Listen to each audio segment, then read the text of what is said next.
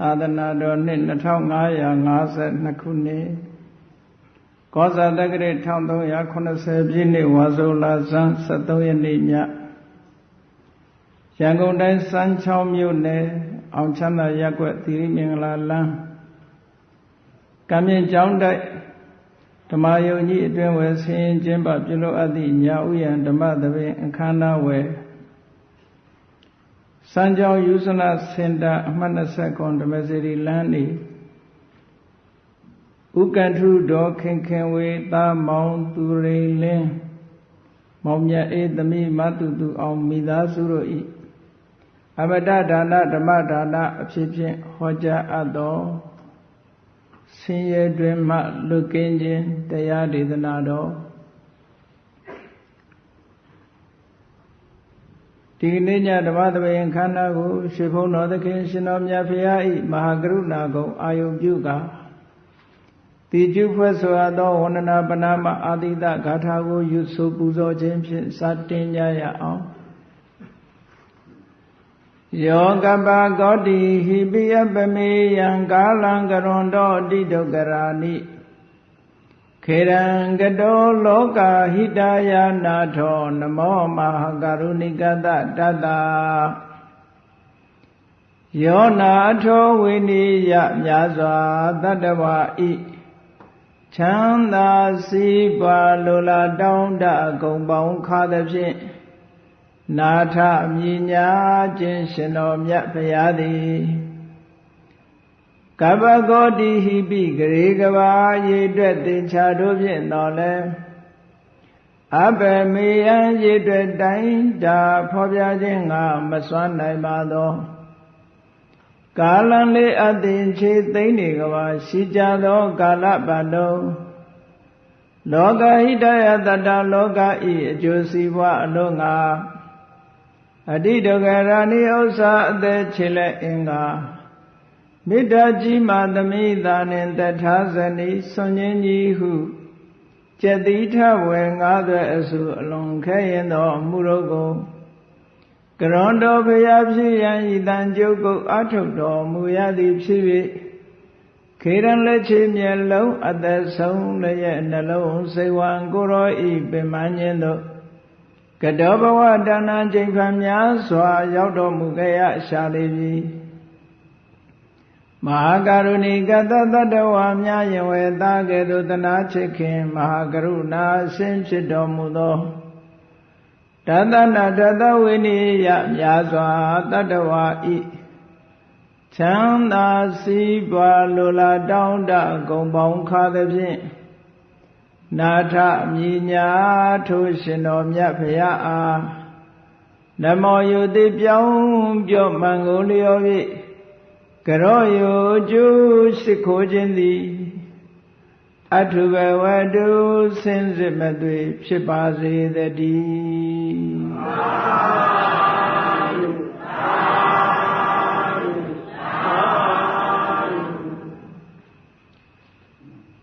ဆင်းရဲတွင်မှလွတ်ကင်းခြင်းလို့ဆိုဆင်းရဲတွင်လို့ဆိုကြတဲ့အလွန်ဆင်းရဲတဲ့ဆင်းရဲမျိုးကိုဆင်းရဲတွင်လို့ခေါ်တာမှန်ပါပါဗျအမတန်ကြီးမားတဲ့ဆင်းရဲတွေကနေလွတ်မြောက်ဖို့ဆိုတော့တန်တရားထဲမှာရှိတဲ့ပုဂ္ဂိုလ်တွေကဘလို့ဆင်းရဲတွေနဲ့တွေ့နေကြရတာလဲကိုပြန်လီသုံးသပ်ပြီးတော့ခြေကြရမှာမှန်ပါပါဘုရားမြတ်စွာကတော့သဗ္ဗေသင်္ခါရဒုက္ခသင်္ခါရအလုံးဟာဒုက္ခဆင်းရဲလို့ဒီလိုဟောထားတယ်သို့တော့အများစုကကာမဂုဏ်အာယုန်တွေထဲမှာပြောနေတဲ့စိတ်ကလေးနဲ့မိမိจิตနဲ့နေတဲ့အရာလေးတွေကိုရနေလို့ရှိရင်ချမ်းသာတယ်လို့ဒီလိုသတ်မှတ်နေကြတယ်တကယ်ကတော့ချမ်းသာတယ်လို့သတ်မှတ်เสียဟာအမတန်မှ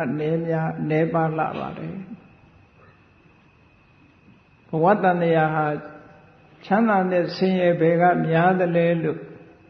ချိန်ဆက်ကြည့်မယ်ဆိုလို့ရှိရင်ဆင်းရဲဒုက္ခကအလွန်ကြီးတယ်လို့ဒီလိုပြောရမှာပါမှန်ပါပါဗျဘာဖြစ်လို့ဒီလိုပြောရသလဲ မြတ်စွာဘုရားကဟောထားတဲ့လူချမ်းသာတဲ့နတ်ချမ်းသာတဲ့ဗြဟ္မချမ်းသာမရှိဘူးလားချမ်းသာဆိုတာရှိပါတယ်ဗျာရှိတော့ရှိတယ်နော်အဲ့ဒီချမ်းသာတွေဟာဆင်းရဲဒုက္ခနဲ့တိုင်းတာလိုက်မယ်ဆိုလို့ရှိရင်အလွန်မှနေတဲ့ချမ်းသာတွေလို့ပြောတာမှန်ပါပါဗျာလူဘဝလူချမ်းသာဆိုတာဘာကိုခေါ်တာလဲလို့တိုက်ရှိတာဟာချမ်းသာတာလားကားရှိတာကချမ်းသာလားစားစရာတောက်စရာတွေနဲ့ပြည့်စုံတာကချမ်းသာလားသားတွေသမီးတွေနဲ့တိုက်ဝိုင်းဝိုင်းနေရတာကချမ်းသာတာလားစိတ်တွေရှည်တွေဝတ်ဆင်ထားရတာကချမ်းသာတာလားလို့ကိုယ်မေးကြည့်လိုက်မေးပြီးတော့ချမ်းသာမှုကိုဖြေရှာပြီးတော့ကြည့်မယ်ဆိုလို့ရှိရင်တိုက်တွေကားတွေကိုအကြောင်းပြုပြီးတော့စိတ်ထဲမှာပျော်ရွှင်မှုချမ်းမြေ့မှုကလေးကသာလင်ချမ်းသာအစစ်ပဲကိုရှိတဲ့ပစ္စည်းလေးကိုအာယုံပြုပြီးတော့ပစ္စည်းလေးကိုသုံးရတဲ့အခါမှာချမ်းသာတယ်လို့ဒီလိုပြောကြတာနော်မှန်ပါဗျာရှိလာတဲ့ပစ္စည်းကိုအကြောင်းပြုပြီးဘာဖြစ်လဲဆိုလို့ရှိရင်ဒုက္ခတဲ့သောမနတတဲ့လောကမှာချမ်းသာလို့သတ်မှတ်เสียဟာဒုက္ခလို့ဆိုတဲ့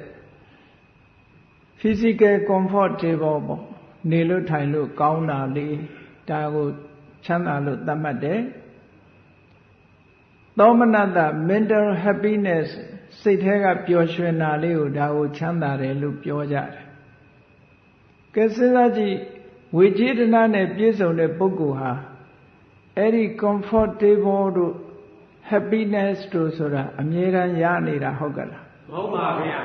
မဟုတ်ဘူးနော်သေချာအလေးနဲ့စဉ်းစားကြည့်မယ်ဆိုရင်အမြဲရနေတာမဟုတ်ဘူးချမ်းသာတယ်ဆိုတဲ့ပုဂ္ဂိုလ်တွေလူတကာကနေလူချမ်းသာလို့သတ်မှတ်ထားတဲ့ပုဂ္ဂိုလ်မှာ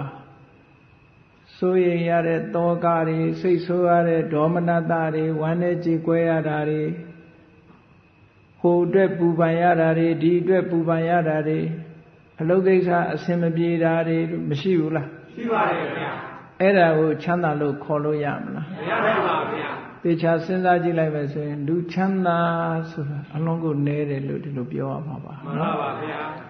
အဲ့တော့လူဘဝချမ်းသာတယ်လို့သာပြောရတယ်ချမ်းသာတယ်ဆိုတဲ့အကွက်ကလေးကအလွန်နဲတယ်ဆိုတာကိုသဘောပေါက်ရမှာပေါ့နော်မှန်ပါပါဗျာနောက်ဆုံးမှလူဘဝကြီးမှာဆင်ပြေပါတယ်ပစ္စည်းဥစ္စာတွေလည်းပြည့်ပြည့်စုံစုံရှိတယ်ဘာမှမကြောက်မကြမတောင်းမတနေရတယ်ယောဂလည်းကင်းတယ်လို့ဆိုတောင်မှပဲဘာဖြစ်လာတော့တဖြည်းဖြည်းအိုးလာတယ်ဆိုတဲ့ပြဿနာမရှိဘူးလားရှိပါတယ်ဗျာဒါလို့စီးလို့မရဘူးတဖြည်းဖြည်းအိုးလာတယ်အိုးလာလို့ပရေတွေဘာတွေတွန့်တယ်ဆိုပရေတွန့်တာကိုပျောက်ချင်လို့ဆိုပြီးအခုခေတ်မှာဘိုတောက်ဆိုဆေးကိုထိုးပြီးတော့ပရေတွန့်တာတောင်ဖြောက်နေကြတယ်နော်မှန်ပါပါသပင်ဖြူရင်လည်းသပင်နဲ့တဲ့ဆေးဆိုးတယ်သွားကျိုးရင်လည်းသွားဆိုင်တယ်ပေါ့မျက်စိမုံရင်လည်းမျက်မှန်တက်တာတို့မျက်ကတ်မှန်တို့ဘာတို့နဲ့ပြန်ပြီးတော့ဒီလိုအကာအကွယ်တွေလုံးကြတာရသလားလို့မေးရင်ရဘူးတဲ့နော်ယောဂတွေလည်းဆေးမျိုးမျိုးတွေတီထွင်ပြီးတော့တခါတည်းယောဂဝေဒနာတွေမဖြစ်အောင်ကာကွယ်ဆေးတွေထိုးလိုက်ရတာယောဂမဖြစ်ခင်ကလည်းကာကွယ်ဆေးထိုးယောဂဖြစ်တော့လည်းပျောက်အောင်ဆိုပြီးတော့ဆေးထိုးပတ်စံတွေအကုန်ကြအများကြီးခံရလာလို့ဆိုရင်မရပါဘူးဗျာမရဘူးတဲ့အဲ့တော့ကိုလို့ချင်တာတွေကိုဖြစ်ချင်တာတွေမရဘူးဆိုရင်ချမ်းသာတာလားဆင်းရဲတာလားလို့ဘယ်လိုလဲဆင်းရဲတာပါတကယ်စဉ်းစားကြည့်ရင်မြတ်စွာဘုရားကဒုက္ခလို့ဆိုတာကိုမြင်အောင်ကြည့်ဖို့လိုတယ်တဲ့ဒုက္ခမမြင်သေးသမျှဒုက္ခនិရောဓဆိုတာကိုဘယ်သူမှလိုချင်မှာမဟုတ်ဘူးမှန်ပါပါဗျာလောကကြီးဘဝကြီးကိုချမ်းသာတယ်လို့ထင်နေတဲ့ပုဂ္ဂိုလ်တွေဟာဒီဘဝရဲ့လွတ်မြောက်မှုဆိုတာဘယ်တော့မှကြိုးပမ်းအထောက်မှာမဟုတ်ဘူးသူပြောနေတာကိုမှန်ပါပါဗျာအဲ့ဒါကြောင့်မလို့မြတ်စွာဘုရားကဒုက္ခံပရိစ္ဆာနိတ္တပံအဘိဇာနိတ္တပံဒုက္ခကိုသိအောင်လို့တဲ့အဘိညေယပရိညေယသိအောင်လုပ်ရမယ်ပိုင်ပိုင်ခြားခြားဟောတာတွေကဒုက္ခတွေဒါတွေကဒုက္ခတွေလူဘဝမှာရေတွက်ကြည့်မယ်ဆိုလို့ရှိရင်ချမ်းသာတယ်လို့ပြောတာဒုက္ခနဲ့သောမနတဒီနှစ်ခုပဲပြောလို့ရတယ်မှန်ပါပါဗျာဒုက္ခတွေကဘာလို့ဆိုရင်တောကကလည်းဒုက္ခပဲပရိဒေဝကလည်းဒုက္ခပဲဒုက္ခကလည်းဒုက္ခဒေါမနတကလည်းဒုက္ခဥပါယတကဒုက္ခ ဇရာကလည်းဒုက္ခမရဏကလည်းဒုက္ခဆိုဒုက္ခအရေးအတွက်နဲ့ဒုက္ခအရေးအတွက်ပဲကများဒုက္ခအရေးအတွက်ကများပါတယ်ဗျာဒုက္ခအရေးအတွက်ကများတယ်ဒါလောက်အရေးအတွက်နည်းနည်းလေးရှိတဲ့ဒုက္ခကိုစုံမဲ့ပြီးတော့လောကတန်တရားကြီးထဲမှာပြောနေကြတာဘာကြောင့်လဲလို့ဆိုရင်အဝိဇ္ဇာကနေပြီးတော့အမှန်မမြင်အောင်လုပ်ထားလို့တဲ့နော်မှန်ပါဗျာအမှန်မမြင်တာဘာကြောင့်မမြင်တော့ဆိုရင်မစင်စားဘူးမဆင်ခြင်ဘူးမတွေးခေါ်ဘူးပေါ့မှန်ပါဗျာ contemplation မလုပ်ဘူးဒါကြောင့်မို့မြတ်စွာဘုရားက contemplation လုပ်လို့ပြောတာအနုပတ္တနာဆိုတာ contemplation လုပ်ခိုင်းတာမှန်ပါဗျာcontemplation မလုပ်လို့ရှိရင်အမှန်မသိဘူးအမှန်မသိသည့်အတွက်ကြောင့်ပျော်စရာလို့ထင်လာပျော်စရာလို့ထင်နေသည့်အတွက်ကြောင့်ပြောနေတယ်လို့ဒီလိုပြောတာမှန်ပါဗျာဥပမာဘာနဲ့တူတုံးဆိုလို့ရှိရင်ဘုရားနိုင်မီးလေးထွန်းတာဘိုးပရံလေးတွေကဘုရားနိုင်မီးသူတို့ပူမှန်းသိမသိလို့လာတာပေါ့ပူမှန်းသိရင်သူတို့ဒီထဲရောက်လိုက်ရင်သေပဲဆိုတာသိရင်ဘယ်လာမလဲမှန်ပါဗျာသူတို့စိတ်ထဲတော့ဟာပြောစရာကောင်းလိုက်တဲ့ရွှေတောင်ကြီးလှလိုက်တာဒီထဲဝင်လိုက်ရင်တော့ဘယ်လိုရတာများရှိမလို့ဆိုဝင်ကြည့်တာပေါ့မိနာလည်းမိတဲ့လည်းရောက်လိုက်ရောလောင်သွားလိုက်ရောဟုတ်ကလားမှန်ပါဗျာလောင်သွားတော့နောက်ကျသွားပြီလေလောင်သွားမှပူမှန်းသိရင်လွတ်သေးရဲ့လားမလွတ်တော့ပါဗျာမလွတ်တော့ဘူးလောင်မှန်းလည်းသိသေးလည်းသိဟောလူလောကလူတွေရဲ့အနေထားလည်းအဲ့တိုင်ဖြစ်တယ်ဒုက္ခမှန်လည်းသိရောသွားလည်းသွားရောမရှိတော့မှန်ပါဗျာအဲ့တော့ဘာဖြစ်လို့လဲဆိုဒုက္ခလို့ထင်နေတာဘယ်သူကဒုက္ခလို့ထင်အောင်လုပ်တာတော့ဆိုအမှန်မသိတဲ့အဝိဇ္ဇာကအမှန်မသိဘူးဆိုတာအမှားသိနေအောင်လုပ်ထားတာကိုပြောတာနော်မှန်ပါဗျာမသိဘူးလုံးလုံးမဟုတ်ဘူးအမှန်ကိုတဘာဝအမှန်ကိုမသိပဲနဲ့မဟုတ်တာကိုသိအောင်လုပ်ထားတယ်တဲ့အမှားသိအောင်လုပ်နေတယ်မှန်ပါဗျာအမှားသိအောင်လုပ်တဲ့အတွက်ကြောင့်တဏှာကတွေ့တယ်ပေါ့မှန်ပါဗျာအဝိဇ္ဇာကကွယ်ပြီးတော့တဏှာကတွေ့လိုက်တယ်တွေ့လိုက်တော့အဟုတ်မှတ်တယ်အဟုတ်မှတ်လို့လုံးစက်တွေခင်းလိုက်တဲ့အခါသွားရောအဲ့ကြတော့ဒုက္ခတွေရောက်တာပေါ့ဒုက္ခတွေကအဆုံးမတတ်နိုင်အောင်ဖြစ်နေတော့ဒုက္ခဒွင်းကြီးဖြစ်နေတယ်ပေါ့ဒုက္ခတွေအများကြီးရှိနေတာကိုဒုက္ခဒွင်းလို့ခေါ်တာနော်မှန်ပါဗျာရွှေတွေအများကြီးရှိရင်ရွှေဒွင်းလို့ခေါ်တာပေါ့နော်မှန်ပါဗျာရွှေတွေအများကြီးရှိရင်ရွှေဒွင်းဗရမ ्या တွေအများကြီးရှိရင်ဗရမ ्या ဒွင်းအဲ့ဒါလိုပဲဒုက္ခတွေအများကြီးရှိသည့်အတွက်ကြောင့်ဒုက္ခဒွင်းတဲ့ဟောဒီဒုက္ခဒွင်းဟာနဲ့တဲ့နဲ့လာတယ်မှန်ပါဗျာအဲ့ဒီဒုက္ခဒွင်းကလွတ်ကင်းဖို့ဆိုတဲ့နိလန်းမရှိဘူးလားလို့ဆိုရှိတယ်အဲ့ဒီနိလန်းကရှင်းရှင်းလေးဒုက္ခကိုဒုက္ခမှမသိအောင်လုပ်ထားတဲ့အဝိဇ္ဇာကိုဖယ်ရှားဖို့ပဲသူကမှန်ပါဗျာအဲ့ဒါကြောင့်ဒုက္ခကိုဒုက္ခလို့သိအောင်အဝိဇ္ဇာကိုဖယ်ရှားဖို့ဆိုတာဘာလို့က contemplation လုပ်ရမယ်တဲ့မြတ်စွာဘုရားကတန်ត្រာဝုကနေဒုက္ခတွင်းကလွတ်ကင်းသွားတဲ့ပုဂ္ဂိုလ်တိုင်းဟာဘယ်ပုဂ္ဂိုလ်ပဲဖြစ်ဖြစ်ဒီလမ်းကြောင်းကလျှောက်သွားတာဘယ်လမ်းကြောင်းတော့လို့ဆိုလို့ရှိရင်နိဝရဏတရား၅ပါးကိုဖယ်ရှားခြင်းဒါနံပါတ်1နိဝရဏတရား၅ပါးကိုဖယ်ရှားရမယ်မဖယ်ရှားဘဲနဲ့ဒုက္ခကိုဒုက္ခလို့သိမှာမဟုတ်ဘူးတဲ့သူ့ဖို့မှာဒုက္ခတွင်ကြီးကဒုက္ခတွင်ကြီးဖြစ်နေတယ်ဟုတ်ကလားမှန်ပါဗျာနိဝရဏ၅ပါးကိုဖယ်ရှားရမယ်စိတ်ကလေးကိုတတိပဋ္ဌာန်၄ပါးအာယုံ၄ပါးပေါ်မှာစိုက်ထားပြီးတော့ဘုဇင်9ပါးကိုပွားရမယ်တဲ့အဲ့ဒါမှအမှန်သိပြီးတော့ဒုက္ခတွင်ကလွတ်ကင်းလိမ့်မယ်လို့ဒီလိုဟောတာမှန်ပါဗျာတန်တရားဝုကကျွတ်သွားတဲ့ပုဂ္ဂိုလ်ကြီးမြတ်စွာဘုရားလည်းဒီလမ်းကသွားတာပဲရှင်သာရိပုတ္တရာတို့ရှင်မမောက္ကလန်တို့အားလုံးဟာဒီလမ်းကသွားကြတာကြီးပဲမှန်ပါဗျာဘုရားမြတ်စွာရဲ့တရားဓမ္မကိုအဦးဆုံးနာပြီးတော့သောတာပန်ဖြစ်သွားတဲ့ရှင်ကွန်းတင်ညဆိုတာလေဒီလမ်းကြောင်းကသွားတာခင်းကဝလူသဲစုမကပွင့်တော်မူခဲ့ကြတဲ့ဘုရားစုစုလည်းဒီလမ်းကသွားတာမှန်ပါဗျာဒါတလမ်းနဲ့ပဲတဲ့မှန်ပါဗျာဘုရားတိုင်းဟာနိဝရဏတရား၅ပါးကိုဖယ်ရှားခြင်းတတိပဋ္ဌာန်အာယုံ၄ပါးမှာစိတ်ကိုစိုက်ထားပြီးတော့ဘုဇင်9ပါးကိုပွားများခြင်းနဲ့ဒီအလုတ်မလုတ်ဖဲနဲ့ခုနကဒုက္ခဆိုတာမမြင်နိုင်ဘူးတဲ့ဒုက္ခမမြင်လို့ရှိရင်ဒုက္ခတွင်းကလွတ်အောင်ကြိုးစားမှာမဟုတ်ဘူးတဲ့မှန်ပါဗျာကြည့်လိုက်ရင်ခုနတုန်းကဒုက္ခနဲ့ဒုက္ခဆိုလို့ရှိရင်ဒုက္ခတွေကများတာတာမန်ကြည့်ုံနဲ့တည်းမဲ့အများကြီးတွေ့တယ်ဒ ဒီတဲ့လေးနဲ့တဲ့ဒုက္ခရှိသေးတယ်နော်ဒီတဲ့အမြင်ခက်တဲ့ဒုက္ခရှိသေးတယ်ဘာလဲလို့ဆိုလို့ရှိရင် ever changing ထာဝရပြောင်းလဲနေတဲ့သဘာဝကြီးဟာဒုက္ခကြီးပဲမှန်လားပါဗျာဒါကြောင့်မို့အနိစ္စဒုက္ခလို့ဟောတဲ့နေရာမှာအနိစ္စဆိုတာဥဒယဘယဖြစ်လာရင်ပြတ်သွားတယ်ဖြစ်လာလိုက်ပြတ်သွားလိုက်ဖြစ်လာလိုက်ပြတ်သွားလိုက်ဆိုတဲ့အနေထားကြီးဟာဒါဥဒယဘယဖြစ်ပြီးရင်ပြတ်နေတဲ့ဒီသဘောတရားကြီးနဲ့အမြဲတမ်းတွဲနေရတာအလွန်စိတ်ညစ်စရာကောင်းတဲ့ဒုက္ခဒါကိုပြောတာဖြစ်ပြီးပြတ်နေတဲ့သဘာဝကြီးနဲ့ရှင်တွဲနေရသည့်အတွက်ကြောင့်ဂျေနတ်စရာမကောင်းဘူးဖြစ်ချင်းပြည့်ချင်းသဘာဝတရားတွေရဲ့အနှိမ့်ဆက်မှုကိုခံနေရတာဒါဒုက္ခပဲလူတွေကတယောက်ယောက်ကကိုယ်လာနှိမ့်ဆက်မှဒုက္ခလို့ထင်တာမဟုတ်ဘူးဒီဖြစ်ပြတဲ့သဘာဝကြီးကကိုယ်ကိုနှိမ့်ဆက်နေတာဒါကိုမြင်အောင်ကြည့်မှဥဒယဘယပီလနာဒုက္ခဖြစ်ချင်းပြည့်ချင်းသဘာဝတရားကနှိမ့်ဆက်နေတာဒုက္ခတဲ့အဲ့ဒီဒုက္ခကြတော့ဝိပဿနာဉာဏ်နဲ့မှမြင်နိုင်တယ်မှန်ပါပါဗျာခုနပြောတဲ့တာမန်ဒုက္ခတွေကတော့တာမန်စဉ်းစားကြည့်ုံနဲ့ပဲသိတယ်လေမှန်ပါပါဗျာပစ္စည်းတွေပူရတယ်သာသမီတွေပူရတယ်ပတ်စံရှိတဲ့လူကပတ်စံတွေပူရတယ်မပူရတာလို့မရှိဘူးပူစရာမရှိရင်လည်းလူကမနေတတ်ဘူးနဲ့တူပါတယ်ကြည်ရတာပူစရာကိုရှားပူနေတာပဲနော်မှန်ပါပါဗျာတချို့ဘွားကြီးတွေများတရားနဲ့နေပါဆိုလို့မရဘူးဟဲ့သားပြန်မလာသေးဘူးဘာများဖြစ်နေတော့သမီးကလည်းပြန်မရောက်သေးဘူးနဲ့ဆိုအိမ်ပေါက်ကထိုင်မြော်မအိမ်နိုင်နော်မှန်ပါပါဗျာရှားပြီးတော့ဘူးကိုပူတာမပူပါနဲ့ဆိုလို့မရဘူးဒါဘူးကိုပူတာပဲရှိလဲပူတာပဲမရှိတော့မရှိလို့ပူရပြန်ရှိရင်ရှိလို့ပူရလွတ်တဲ့ကိုမရှိဘူးရှိမရှိနှစ်ခုကြားမှာနေလို့လည်းမဖြစ်ဘူးလေရှိရင်လည်းရှိလို့ပူတာမရှိရင်လည်းမရှိလို့ပူတာဟောတကူတော့အပူနဲ့ကြီးပဲတိုးနေတာနော်မှန်ပါပါဗျာလိုက်ကြည့်မယ်ဆိုရင်လူဘဝအနေထားဒီတိုင်းကြီးပါပဲအကုန်လုံးအဲ့လိုဒုက္ခတွေပြည့်နဲ့နေလို့ဒုက္ခတွင်ကြီးကနေလွတ်ကင်းမှုဆိုတဲ့လမ်းကြောင်းကဘယ်လမ်းကြောင်းကရှောက်ကြရမလဲဒီတိုင်းကြီးပဲဒီတိုင်း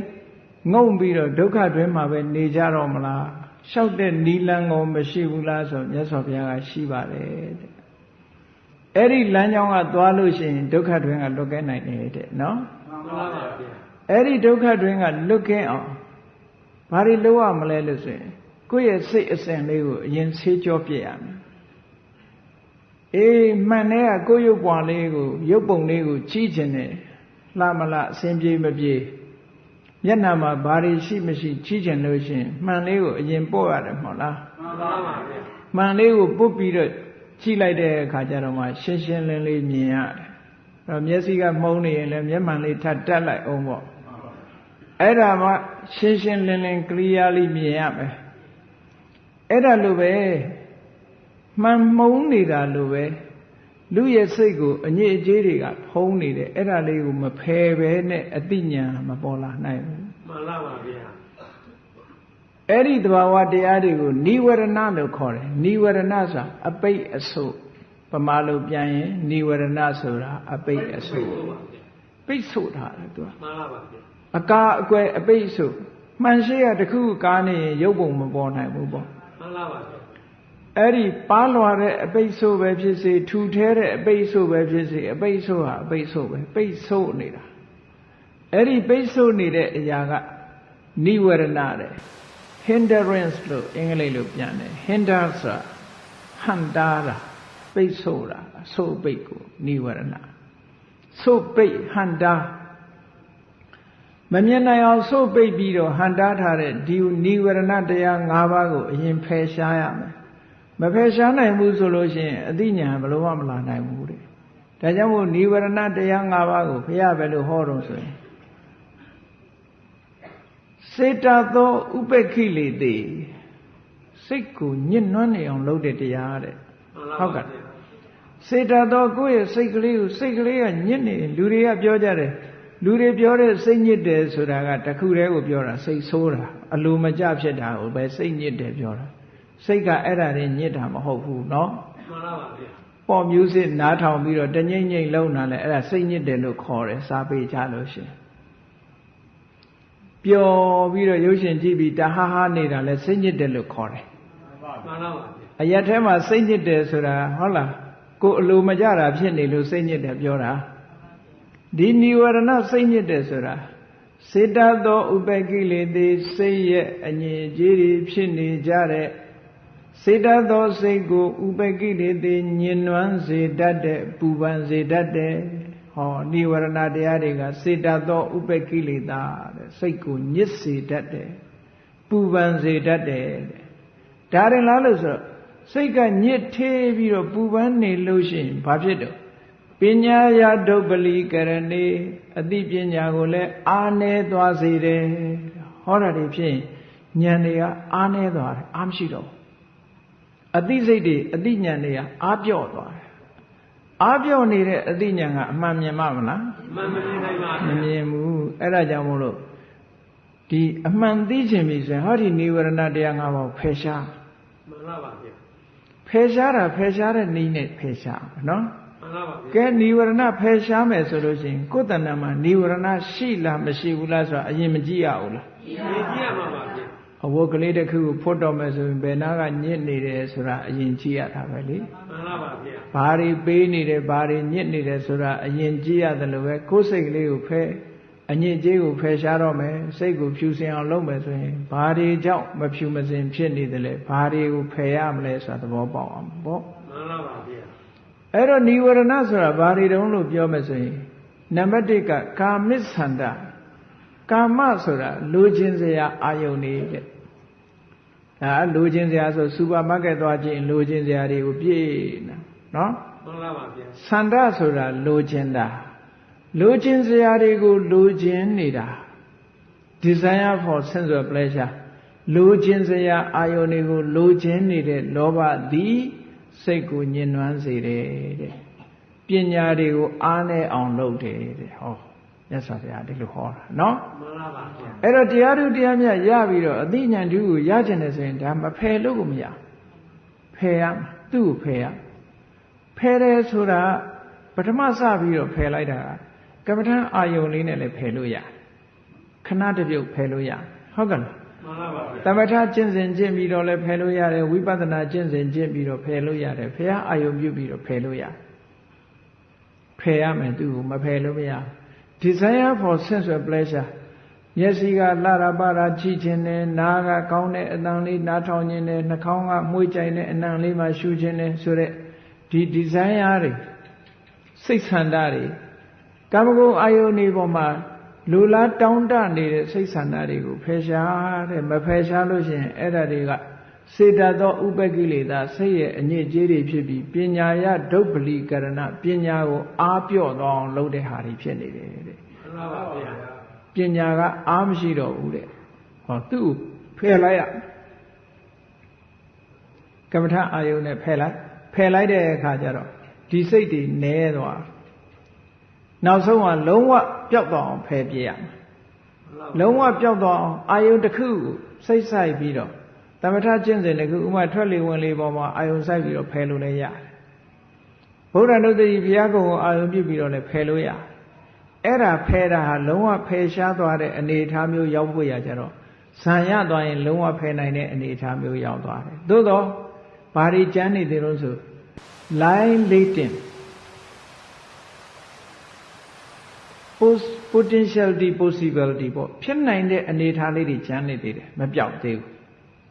အနုတ္တယဓာတ်ကလေးတွေကျမ်းနေသေးတယ်ပေါ့ line latent ဆိုတာအနုတ္တယဓာတ်လေးတွေတော့ကျမ်းနေတယ်သမထကျင့်စဉ်နဲ့ဖယ်လိုက်လို့ရှိရင်သူကပျောက်တော့ပျောက်သွားတယ်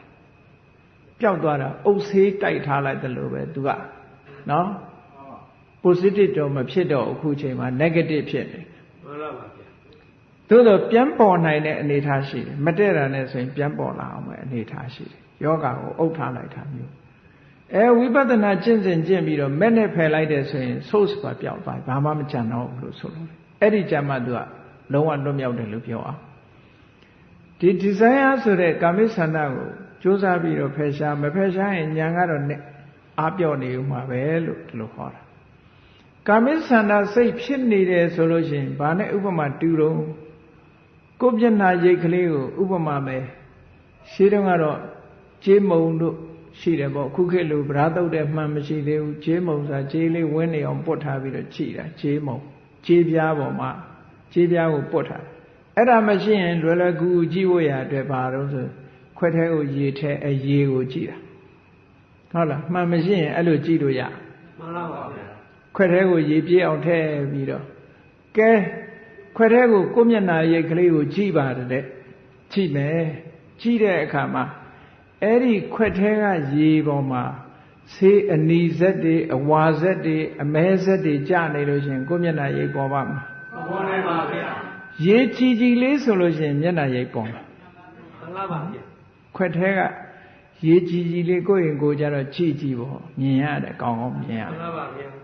အရင်တော့အဲ့ဒီခွက်ထဲကရေကြည့်ပြီးတော့ပြဿနာတက်ဖူးတယ်လေဓမ္မပဒဝတ္ထုထဲမှာရှိတယ်ဝိသခအိမ်မှာဝိသခရဲ့မြီးမလေးကဘုန်းကြီးတွေကိုဆုံးကပ်ဖို့ဆိုပြီးတော့ရေတွေစစ်ပြီးတော့ရေခွက်တွေထဲထည့်ကိုတော်လေးတစ်ပါးကလည်းစောစောရောက်ပြီးတော့ဒီမှာထိုင်နေအဲ့ဒီကလေးမလေးကရေတွေလိုက်စစ်ပြီးတော့ခွက်တွေထဲရေထည့်ပြီးတော့ရေခွက်ထဲကသူ့မျက်နှာလေးသူကြည့်ပြီးသူကသူပြုံးတာဟိုကိုတော်လေးကသူ့ပြုံးတယ်မှတ်လို့ပြန်ပြုံးပြတော့ပြဿနာတက်တာဟောအဲ့ကလေးမလေးကလည်းခတ်ထက်ထက်ဆိုတော့အော်ကတုံးကလည်းပြုံးသလားလို့ပြောလိုက်ဟောအဲ့ဒီပြဿနာဖြစ်ဖူးတယ်နော်အဲ့တော့ရေခွက်ထဲကမျက်နှာရိပ်ကလည်းမြင်ရတယ်ပေါ့ကဲကာမိဆန္ဒဖြစ်နေရေခွက်ထဲကရေပေါ်မှာခုနကဆေးရောင်တွေကျသွားတယ်လို့ဆေးရောင်တွေဆိုးလိုက်တယ်လို့ပဲရေခွက်ထဲကမျက်နှာရိပ်ဟာမကြည်လင်တော့ဘူးအဲ့ဒါဘာနဲ့ဥပမာတူတော့ဆိုစိတ်ထဲမှာကာမိဆန္ဒတွေလွှမ်းလာလို့ရှိရင်ခုနကအမြင်မကြည်တော့ဘူးလို့ပြောတာအမြင်မကြည်ဘူးဆိုတာညာနေအားနေသွားပြီမှုံဝါးဝါပဲဖြစ်သွားပြီလို့ဆိုလို့တယ်မြင်ရတဲ့မျက်နှာရိပ်ဟာမှုံသွားပြီပေါ့နော်မှန်ပါပါဗျာဒါကြောင့်မလို့ဒီကာမိဆန္ဒဆိုတာကိုဖယ်ရှားရမယ်နောက်တစ်ခုလူတွေပြောနေတဲ့စိတ်ညစ်တယ်ဆိုတဲ့ဗျာပါဒနိဝရဏစိတ်ထဲမှာအလိုမကျဖြစ်နေတယ်စိတ်ဆိုးနေတယ်စိတ်ရဲ့အလိုမကျဖြစ်တဲ့ဗျာပါဒတွေကလည်းပဲဒါနိဝရဏပဲမှန်ပါပါလူတွေကတော့စိတ်ညစ်တယ်ဆိုတာအဲ့ဒါတစ်ခုကိုရည်ညွှန်းပြီးပြောနေတာအေး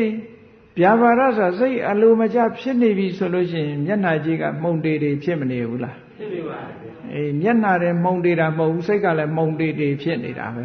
စိတ်မှုန်တေလို့မျက်နှာပေါ်မှာလာပေါ်တာကိုမှန်ပါပါဗျာအဲ့တော့စိတ်ကအရင်မှုန်တေတာမျက်နှာကလာပြီးတော့ဟန်ပြုံးပြုံးတောင်မှပဲသူကတကယ်အပြုံးမဟုတ်တော့ဘူးနော်မှန်ပါပါဗျာအေးအဲ့ဒါဘာနဲ့ဥပမာတူတုံးလို့နိဝရဏကိုယ်စိတ်ထဲမှာဒီဗျာပါဒဆိုတဲ့အလိုမကျတဲ့စိတ်ပေါ်နေတယ်ဆိုလို့ရှိရင်ဗျာပါဒဒီတရားစိတ်ထဲမှာပေါ်နေလို့ရှိရင်ဘာနဲ့ဥပမာတူတော့ဆိုရင်ခုနကရေခွက်ထဲကရေတွေဟာပွက်နေအောင်ဆူးနေတဲ့ရေလိုပဲတဲ့အောက်ကနေမီးထိုးလိုက်လို့ရေတွေကဆူပွက်နေလို့ရှိရင်ဆူးနေတဲ့ရေကိုမျက်နှာရိပ်ကပေါ်နိုင်ပါမလားမပေါ်နိုင်ပါဗျာပေါ်လို့ရှိရင်လည်းပလုံစီတွေနဲ့ဆိုတွန့်လိုက်ရှုံလိုက်ပေါ်မှာပဲကောင်းကောင်းတော့ပေါ်မှာမဟုတ်ဘူးနော်မှန်ပါပါဗျာအဲ့ဒါလိုပဲတဲ့ဗျာပါဒနိဝရဏဆိုတာစိတ်အလိုမကျတာတွေဖြစ်နေလို့ရှိရင်အတိညာကလည်းအဲ့လိုရှုံ့ပွားပွားဖြစ်သွားလိမ့်မယ်လို့ဆိုလိုတယ်မှန်ပါပါဗျာရေခွက်ထဲကရေဟာဆူးနေတဲ့ရေနဲ့အလားတရန်တူတယ်တဲ့ဒါဗျာပါဒနိဝရဏနောက်ဌိနမိဋ္ဌနိဝရဏဆိုတာစိတ်တွေတွန့်ဆုတ်တရားထုတ်ရင်ကနေပြီးတော့တွန့်ဆုတ်လာတယ်အိတ်ချင်လာတယ်ညီးငွေ့လာတယ်စိတ်မပါတော့ဘူး interesting မဖြစ်တော့ဘူးလို့ဆိုတာဌိနမိဋ္ဌဖြစ်လာမှန်ပါပါဗျအဲ့လိုဌိနမိဋ္ဌဆိုတာကဒီရုပ်ရှင်ကြည့်နေတဲ့ချိန်မှာသိမဖြစ်ဘူးဖြစ်တတ်တာကတော့တရားထိုင်တဲ့အခါဖြစ်တယ်တရားနာတဲ့အခါဖြစ်တယ်တရားထိုင်ခိုင်းရင်ပိုးဖြစ်တယ်သူကမှန်ပါပါဗျအဲ့ဒီဌိနမိဋ္ဌဝင်လာတဲ့အခါမှာလည်းပဲအတိညာကသူကနောက်ဆုတ်သွားတယ်အားနေသွားတယ်စိတ်ကလည်းမကြည်လင်တော့ဘူးတဲ့စိတ်တွေကလည်းမကြည်လင်တော့ဘူးဘာနဲ့ဥပမာတူတုံးဆိုလို့ရှိရင်ရေခွက်ထဲမှာခုနရေခွက်ထဲကရေကိုညွန်နေမော်တွေဖုံးနေတဲ့ရေလိုပဲတဲ့မှန်ပါပါဗျာညွန်နေမော်တွေဖုံးနေတဲ့ရေကိုတဲကိုကြည့်လို့ရှိရင်ကိုယ့်မျက်နှာရိပ်ကပေါ်မှာမဟုတ်ဘူးအဲ့ဒါမျိုးလိုပဲဌိနမိဋ္ဌလွှမ်းနေတဲ့စိတ်နဲ့အမှန်တရားကိုမသိနိုင်ဘူးတဲ့ဒါကြောင့်မို့သူ့ကိုဖယ်ရှားပြရမယ်လို့ဆိုဌိနမိဋ္ဌကိုတော့ဖယ်ရှားလို့ရတာကတော့ခုနကကြိုးစားအထုတ်မှုနဲ့ပဲဖယ်ရှားလို့ရမယ်ဗျာပါဒကိုဖယ်ရှားခြင်းတော့မေတ္တာပွားပြီးတော့ဖယ်ရှားရမယ်မှန်ပါပါသူ့ရဲ့ဆေးလေးတွေပေါ့ မှအန်တီဘိုတစ်တောက်တာလို့ပဲပေါ့နော်သူ့ရဲ့အဖြေသေးလေးတွေကို तू ကတောက်အောင်လုပ်အောင်အဲ့တော့ကဲဌိနမိတ်ကိုရှိနေလို့ရှိရင်စိတ်မကြည်ဘူးနောက်တစ်ခုကစိတ်ကိုမကြည်စေတတ်တဲ့အရာတစ်ခုကဘာလို့ဆိုဥဒိစ္စနဲ့ကုက္ကုစ္စတဲ့ဥဒိစ္စဆိုတာစိတ်တွေပြန်လွင့်နေတာကိုပြောတာစိတ်တွေလေလွင့်ဩငါစိတ်တွေလေးနေတာဟောအာယုန်တစ်ခုတည်းထားလို့မရဘူးဟိုလိုဒီလိုဖြစ်နေတဲ့စိတ်ကဘယ်နေရာမှတိဆောက်လို့မရဘူးအဲ့ဒါဥဒိစ္စမှန်ပါပါဗျာကုက္ကုစ္စဆိုတာတစုံတစ်ခုမမယွင်လုံးမိတာကိုအကြောင်းပြုပြီးတော့စိတ်ညစ်နေတာဒါနောင်တပူပန်တယ်လို့ခေါ်တယ်အဲ့ဒါလို့နောင်တပူပန်နေတဲ့ကုက္ကုစ္စအဲ့ဒီဥဒိစ္စကုက္ကုစ္စဖြစ်နေတာဟာဘာနဲ့အလားတန်တူတုံးလို့ဆိုလို့ရှိရင်ခုနရေခွက်ထဲထည့်ထားတဲ့ရေလေးကိုလှုပ်အောင်လှုပ်လိုက်လို့ရှိရင်မျက်နှာရိပ်ကပြင်းထင်မှမလားထင်နိုင်ပါဗျာအေးလှုပ်နေတဲ့ရေလိုပဲစိတ်ကလှုပ်နေလို့ရှိရင်အမှန်တရားကိုမမြင်နိုင်ဘူးလို့အတိညာကိုအားနည်းစေတယ်ဒါလည်းငြိမ်အောင်လုပ်ပေးရမယ်လို့ပြောတာဘာနဲ့ငြိမ်အောင်လုပ်တမာရီစွမ်းအားနဲ့သူတို့ဖယ်ရှားပြရမယ်တဲ့နောက်တစ်ခုကဝိသိကိစ္စလို့ခေါ်တယ်ကိုလုပ်တဲ့လုပ်ငန်းနဲ့ပတ်သက်ပြီးတော့ဒွိဟဖြစ်နေတာဟုတ်သလားမဟုတ်ဘူးလားယုံမှတန်တရားတွေဝင်လာအေးဒီလိုတရားထုတ်လို့နိဗ္ဗာန်ဆိုတာရနိုင်ပါမလားတို့ကိုလှုပ်တာမအောင်မြင်သည့်အတွက်ကြောင့်ဟောလားတန်တရားတွေဖြစ်လာတာမျိုးတို့ဒီလိုဟာမျိုးဖြစ်လာလို့ရှိရင်ဒါဝိသိကိစ္စလို့ခေါ်တယ်မှန်ပါပါအဲ့ဒီဝိသိကိစ္စဖြစ်လာလို့ရှိရင်လဲစိတ်ဓာတ်ဆွမ်းအားတွေနှိမ့်ကျသွားပြီးတော့စိတ်ဓာတ်ဆွမ်းအားတွေညစ်ထေးလာပြီးတော့ပညာတွေလည်းအားပြော့သွားတယ်တဲ့အဲ့ဒါကြတော့လေတိုက်နေတဲ့ရေပြင်လိုပဲတဲ့မငြိမ်သက်သည့်အကြောင်းလေတိုက်နေတဲ့ရေပြင်ဟာလှုပ်နေတယ်လှုပ်နေတဲ့ရေပြင်ပေါ်မှာကြည့်ရတဲ့မျက်နှာရိပ်ဟာလည်းလှုပ်နေသလိုပဲလို့ဆိုလိုတယ်အဲ့တော့အသိဉာဏ်ဟာမထင်ရှားဘူးဒါကြောင့်မို့မြတ်စွာဘုရားကဘယ်ပုဂ္ဂိုလ်ပဲဖြစ်ဖြစ်တဲ့အမှန်တရားကိုသိချင်ရင်ဟောဒီ၅မျိုးမဖယ်ရှားပဲနဲ့အမှန်တရားကိုသိဖို့မရှိနိုင်ဘူးမျက်နှာရိပ်ကလေးမြင်ဖို့ရအတွက်ဟောဒီအခြေအနေစိုးတွေမဖယ်ရှားလို့ရှင်မရဘူးလို့ဆိုတယ်နော်မှန်ပါပါဗျာဒါတွေဖယ်ရှားလိုက်လို့ကြည်လင်သွားလို့ရှင်တော့ထင်ထင်ရှားရှားကြီးမြင်လာလိမ့်မယ်ဒါကြောင့်မို့နိဝရဏတရားတွေကိုဖယ်ရှားပါတဲ့ဒါကိုပြောတာမှန်ပါပါဗျာနိဝရဏတရားတွေကိုဖယ်ရှားဖို့အတွက်ဘယ်လိုလုပ်ရမလို့ဆိုဆက်ပြီးတော့ပြောတယ်တတိပဋ္ဌာန်အာယုံ၄ပါးပုံမှာတစ်ခုခုပုံမှာစိတ်ကိုစိုက်ထားလိုက်ပါမှန်ပါပါဗျာသတုသုတတိပဋ္ဌာန်တွေသူသုပ္ပတိဋ္ဌိတစိတ်တော်တတိပဋ္ဌာန်တရား၄ပါးပုံမှာစိတ်ကလေးကိုငြိမ့်နေအောင်ထားနိုင်ရမယ်တဲ့ mindfulness လုပ်ခိုင်းတာပြောတာတတိထားခိုင်းတာ body လို့ဆိုတဲ့ကာယ ानु ပတနာ contemplations of body ကိုယ်ခန္ဓာကိုယ်ထွက်လေဝင်လေကအစခန္ဓာကိုယ်ထဲမှာခန္ဓာကိုယ်ရဲ့လှုပ်ရှားမှုတွေအားလုံးစိတ်ဆိုင်ထားတာဘာအတွက်တုံးဆိုလို့ရှိရင်ကာယရဲ့သဘာဝတွေကိုသိဖို့ပဲမှန်ပါဗျာအဲ့ဒီခန္ဓာကိုယ်ရဲ့သဘာဝကိုသိအောင်ကြိုးစားတာစိတ်မဆိုင်ဘဲနဲ့ကြိုးစားလို့မရဘူးတဲ့ဒါကြောင့်မို့လို့ကာယဆိုတဲ့သဘာဝတရားပေါ်မှာစိတ်ဆိုင်ထားတာတတိအမြဲတမ်းကပ်ပြီးတော့ထားတာဒါကာယ ानु ပတနာလို့ခေါ်တယ်အဲ့ဒီကနေပြီးတော့နောက်ခံစားချက်လေးတွေပေါ်လာတယ်ခံစားချက်ဆိုတာဝေဒနာဆိုတာယောဂကိုပြောတာမဟုတ်ဘူးပျော်တယ်မပျော်ဘူးစိတ်ညစ်တယ်စိတ်မညစ်ဘူးဆိုတဲ့စိတ်ထဲကခံစားချက်ကလေးတွေကိုစိတ်ဆိုင်ပြီးတော့ကြည်တယ်ခံစားချက်ကလေးတွေကိုကြည်တာဘာလို့လို့ဆိုရင်ဝေဒနာရဲ့သဘောကိုသိဖို့ကြည်ရမယ်လို့ဆိုလို့သူ့သဘာဝကိုသိအောင်ကြည်တာအဲ့ဒါလို့ကြည်ခြင်းဖြင့်ဝေဒနာဆိုတဲ့အာယုန်တစ်ခုပေါ်မှာစိတ်ကိုစိုက်ထားဖို့နောက်ရောကိုယ့်ရဲ့စိတ်အခြေအနေတွေပေါ်မှာအာယုန်စိုက်ချင်တယ်ဆိုရင်စိတ်အခြေအနေကိုသိဖို့ကိုယ်စိတ်လေးဟာလောဘတွေဖြစ်နေသလားငါစိတ်ကလေးထဲမှာဒေါသတွေရှိနေသလားငါစိတ်လေးထဲမှာမောဟတွေရှိနေသလားဆိုတဲ့စိတ်အခြေအနေတွေကိုကြည့်ပြီးတော့ကိုယ်စိတ်ရဲ့အခြေအနေသိအောင်လေ့လာစိတ်တ ानु ပတနာစိတ်ကိုစိုက်ပြီးတော့ကြည်လိုက်တဲ့အခါမှာကြည့်တယ်ဆိုတာအသိဉာဏ်လည်းပါရမယ်ဝီရိယလည်းပါရမယ်ကြိုးစားမှုလည်းပါရမယ်တတိလည်းပါရမယ်ဟုတ်ကဲ့မှန်ပါပါဗျာဒါဟုတ်မာသရိပဋ္ဌာန်တော့မှကြည့်လေကာယေကာယ ानु ပတိဝိဟရတိအာတာပိတံပဇာနောတတိမာလွတ်အပ်တဲ့အရည်ချင်းတွေကတစုံတစ်ခုကိုကြည့်ပြီဆိုလို့ရှိရင်ဒါတွေမပါရင်မဖြစ်ဘူး စာလေးဖတ်ပြီးဆိုလို့ရှိရင်မျက်လုံးလည်းပါရတယ်လက်လည်းပါရတယ်စာအုပ်လည်းရှိရတယ်နှုတ်ဖတ်လို့မရဘူး မှန်ပါပါဗျာ မျက်လုံးကစာရွက်မလှန်နိုင်ဘူးလေလက်ကလှန်ပေးရတာမဟုတ်လား မှန်ပါပါဗျာ လက်မပါဘဲနဲ့စာအုပ်ဘယ်လိုလုပ်မလဲစာအုပ်စင်သွားယူဖို့ရအတွက်ခြေထောက်ကလည်းပါရသေးတယ် မှန်ပါပါဗျာ အကုန်စုံမှနော် မှန်ပါပါဗျာ မျက်တခါတလေကျမျက်စိကမှုံနေလို့ရှိရင်မျက်မှန်လေးပါအကူရအောင်မယ် မှန်ပါပါဗျာ ညမှောင်းနေလို့ရှိရင်မီးလေးထွန်းပေးရအောင်မယ်အလင်းအောင်ရှာရအောင်မယ်ဟောအကူအညီတွေအများကြီးလိုတယ်တစ်ခုတည်းနဲ့မရဘူးနော် မှန်ပါပါဗျာ အဲ့ဒါကြောင့်မလို့တရားဓမ္မကြည့်တဲ့အခါမှာလည်းတစ်ခုတည်းနဲ့ကြည့်လို့မရဘာနဲ့ကြည့်အာတပိသမ္မဇာနောတတိမှာအာတပိလုံလဝိရိယရှိရမယ်မဖြစ်ဖြစ်အောင်လုံးမယ်ဆိုစိတ်ဓာတ်ကိုပြောတာအာတပိမဖြစ်ဖြစ်အောင်ကြိုးစားရမယ်ဆိုစိတ်ဓာတ်မျိုးထားရမယ်မထားလို့ရှိရင်မရဘူးဒါဟာနော် မှန်ပါပါဗျာ သမ္ပဇာနောဘယ်လိုလုပ်ရင်ကောင်းမယ်ဆိုတဲ့အသိဉာဏ်လည်းရှိရမယ်ဤပညာကမ္မထာထုတ်တာလည်းဤပညာမှန်ဖို့လိုတယ်ဘယ်လိုလုပ်ရင်ငါတမာတိမြန်မြန်ရမလဲဆိုတဲ့ဤပညာ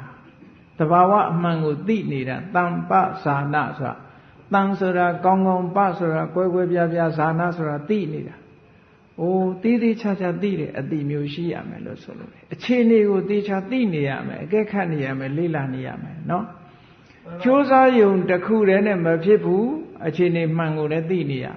အဲ့ဒါလိုသိနေအောင်ဘု து အကူညီလိုတော့ဆိုတတိမှာတတိရှိနေဖို့လိုတယ်ဒါဖြင့်သိအောင်လုပ်တာတွေကဘု து ကသိအောင်လုပ်တုံးလို့ဆိုတော့ခေါဏကပြောတဲ့ဒီမဂ္ဂင်၈ပါးနဲ့ပဲသွားတာပဲဒါတွေကအကုန်လုံးနော်ဒီမှာ၃မျိုးတင်ဘုရားကဟောလိုက်တယ်အလီရေးကြည့်တဲ့သုံးခုဝိရိယတဲ့အာတပိကြိုးစားအထောက်မှုတမ္ပဇာနာအသိပညာရှိရမယ်တဲ့အဲ့ဒီပညာရှိဖို့အတွက်တတိမှာတတိရှိရမယ်တတိဆိုတာကဒီတဘာဝတရားတွေဟာဝိရိယဆိုတာကလုံးုံလုံးပေးနိုင်တာမသိနိုင်ဘူးသူကအာယုန်နဲ့စိတ်နဲ့တွန်းပေးုံပေးတာသူကမသိတတ်ဘူးဟုတ်ကဲ့လားမှန်ပါပါ သိတာကပညာသိတာတတိကလည်း mindful လုံးုံပဲသူလုံးနိုင်တယ်အာယုန်လေးကို तू ကစိုက်ယုံစိုက်ပေးနိုင်တာ तू ကမသိနိုင်ဘူးမှန်ပါပါဗျာ तू ကနဲ့ तू လမ်းသွားတာကြည့်လေခြေထောက်ကလမ်းပဲရှောက်နိုင်တာမကြည့်နိုင်ဘူးမျက်စိကကြည့်ပေးရတယ်မျက်စိကကြည့်ုံကြည့်တာလမ်းမလျှောက်တတ်ဘူးဟောသူ့လုံးနဲ့ तू လုံးရတယ်ဆိုတာ तू function လေးနဲ့ तू ပဲအဲ့ဒါတွေကိုပူးပေါင်းပြီး harmony လို့ခေါ်တယ်တညီတဲ့ဆောင်ရွက်သွားတာအဲ့ဒါလို့တညီတညွတ်တီ harmonious action ပေါ်လာပြီဆိုတော့မှခေါဏအားလုံးဟာတညီတဲ့အလုံးလုံးသွားတာတညီတဲ့အလုံးလုံးသွားမှအောင်မြင်မှုရနိုင်တယ်တခုလိုနေတယ်မရဘူးလို့ဆိုလို့တယ်နော်မှန်ပါပါဗျာ အဲ့ဒီတတိပဋ္ဌာန်တွေပေါ်မှာအခုလို့လုံလဝိရိယရှိရှိတတိရှိရှိစဉ်းစားဉာဏ်ရှိရှိနဲ့ကြည်လိုက်တဲ့အခါမှာစိတ်လေးကကြည်လင်းလာထို့တူပဲဉာဏ်နဲ့ဓမ္မကာယတို့ဝေဒနာတို့စိတ်ဓာတ်တို့ကလွဲဉာဏ်နဲ့ပဲဟာပဲဖြစ်ဖြစ်ခန္ဓာကိုယ်နဲ့ပတ်သက်လာတဲ့ဓမ္မတွေကိုကြည်တာဓမ္မနုပဒနာအဲ့ဒီကာယဝေဒနာစိတ်ဓာတ်ဓမ္မလို့ဆိုတဲ့တရားရဲ့အာယုန်တွေပေါ်မှာ mindful လှုပ်ထားနိုင်ပြီဉာဏ်ဖြစ်အောင်လှုပ်ထားနိုင်တာကိုစတုသူတတိပဋ္ဌာန်ေတုသုပ္ပတိဋ္ဌိတာစိတ်တော်တတိပဋ္ဌာန်တရား၄ဘောပေါ်မှာစိတ်ကိုအခြေခံထားတယ်အခြေစိုက်ထားတယ်လို့ပြောတာမှန်ပါပါဗျာ ဒုက္ခတွင်ကလွတ်ချင်ရင်နိဝရဏကိုဖယ်ရှားပြီးတော့တတိပဋ္ဌာန်အာယုန်၄ပါးပေါ်မှာစိတ်ကိုစိုက်ထားရမယ်တဲ့မှန်ပါပါအဲ့ဒါလို့စိတ်ကိုစိုက်ထားပြီးတော့ဘာတွေကိုရင့်တန်အောင်လုပ်မလဲဆိုရင်ဘုဇင်9ပါးကိုရင့်တန်အောင်လုပ်ရမယ်ဟောဘုဇင်ဆိုတာပါဠိလိုခေါ်တာ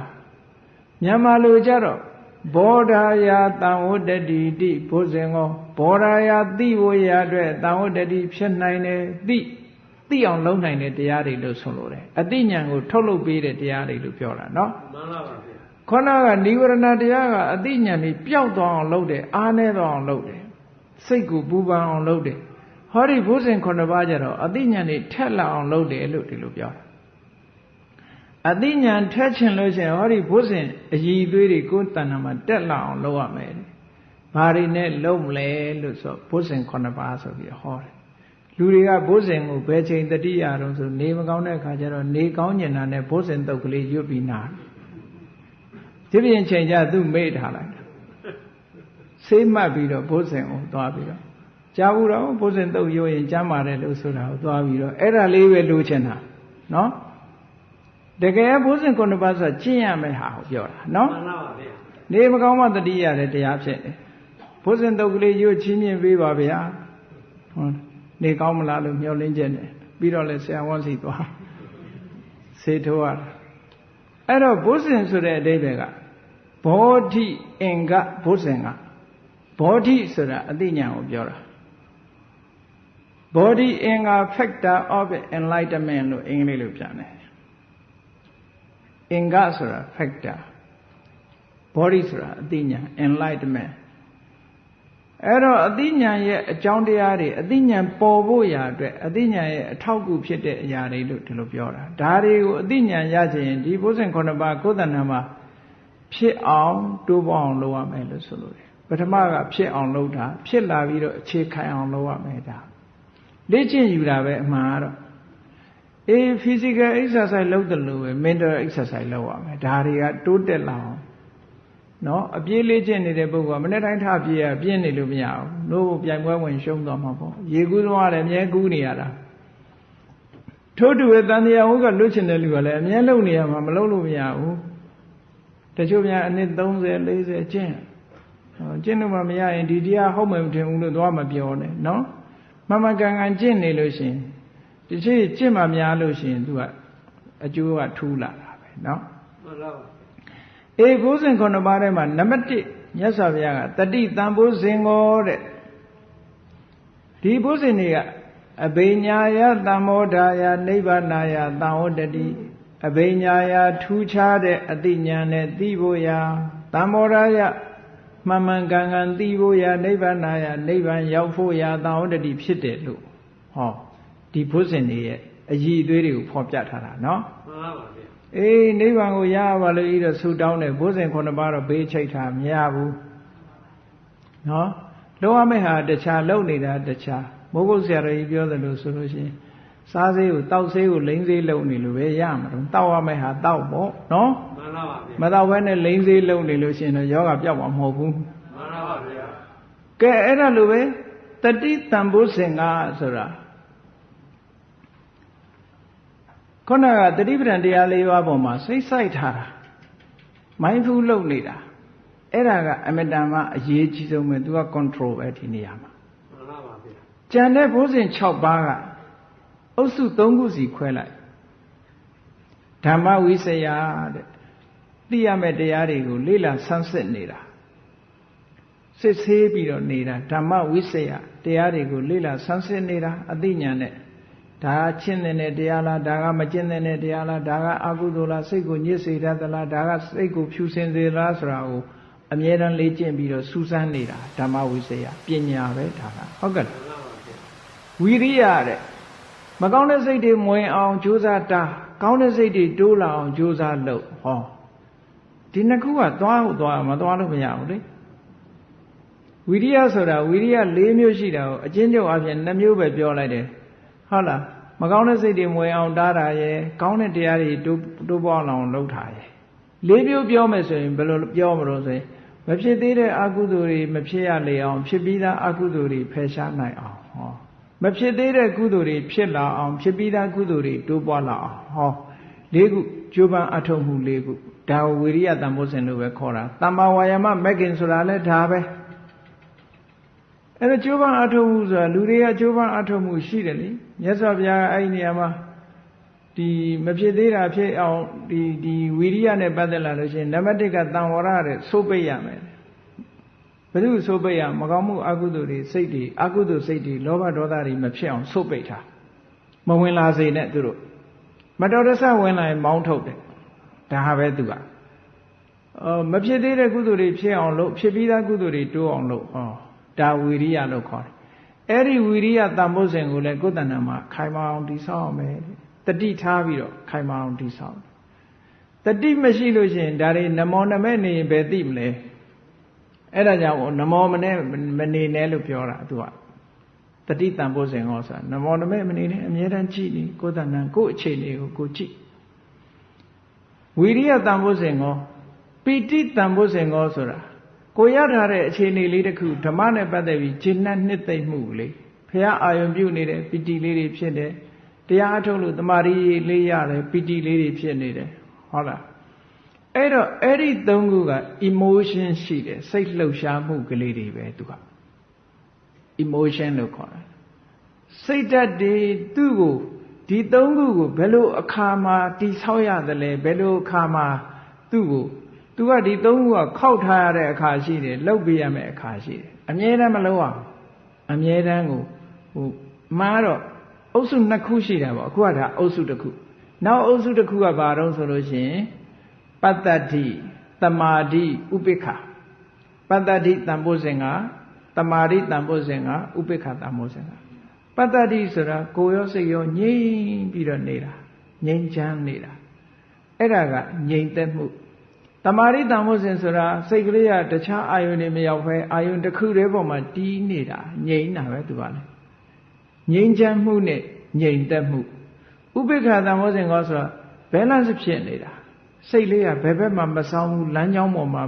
မတ်မတ်ကလေးသွားနေတာဟောဥပိ္ပခာတန်ဖိုးစဉ်ကနော်မှန်ပါပါဗျာအဲ့ဒီတန်ဖိုးစဉ်သုံးခုက emotion မရှိဘူးငြိမ်သက်နေတာခုနကသုံးခုက emotion ရှိတယ်စိတ်လှုပ်ရှားမှုရှိတယ်ဒီဘက်ကစိတ်လှုပ်ရှားမှုမရှိဘူးအဲ့ဒါနှစ်ခုကိုမညှိလို့ရှိရင်ဘုဇင်9ပါးမအောင်ဘူးဥပမာဗာနဲ့ဥပမာတူတုံးဆိုရင်ဗရိန်ဆရာတွေဆိုရင်ပိုသဘောပေါက်တယ်ပေါ့ရွှေကိုဖုတ်တဲ့ဗရိန်ဆရာပေါ့နော်ရွှေလေးကိုမီးဖုတ်ပြီးဆိုတဲ့အခါကျတော့မီးများသွားရင်လည်းဒီရွှေကဘာဖြစ်တယ်တိတ်ပြော့ပြီးတော့သွားမယ်မီးနေနေတဲ့အေးများသွားလို့ရှိရင်လည်းကျွတ်တယ်မယ်မာနေမယ်ဆတ်နေမယ်ဟောလက်ကောက်ဘာညာလုပ်လို့မရဘူးသူကအဲ့တော့အပူပေးတဲ့အခါပေးလိုက်အေးအောင်လုပ်တဲ့အခါလုပ်လိုက်အပူပေးတဲ့အခါပေးလိုက်ဟောမျှတပြီးတော့နှစ်ခုကြည့်ပြီးလုပ်အောင်အဲ့ဒါမျိုးလိုပဲကိုယ်စိတ်ကလေးကိုတန့်စင်အောင်လုပ်တဲ့အခါမှာစိတ်ရဲ့အခြေအနေကိုကြည့်ပြီးတော့သုံးသပ်ရမယ်လို့ဒီလိုပြောတယ်စိတ်ရဲ့အခြေအနေကဘယ်လိုရှိကိုယ်စိတ်ကိုအခြေအနေကိုသိအောင်ဘယ်သူကစောင့်ကြည့်တတိကစောင့်ကြည့်ဒါကြောင့်မို့တတိကြတော့တပ္ပတိကအခါခတ်သိမ်းလိုအပ်နေတယ်သူကအမြဲတမ်းပဲ ever watchful ပေါ့အမြဲတမ်းကိုသူကစောင့်ကြည့်နေရမယ်